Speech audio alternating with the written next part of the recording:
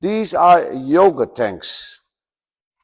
In the yogurt tanks, at a temperature of 40 degrees, you add the cultures.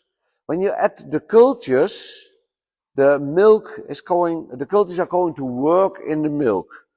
Direct after you add the cultures, you connect it to a packing machine.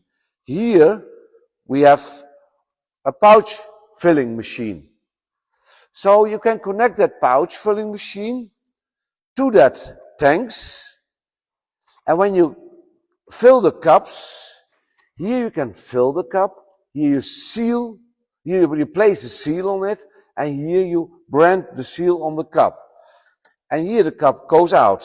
Then it goes to a conveyor, to a table, a turning table. From here you can pack it in boxes or crates and bring it to the clients.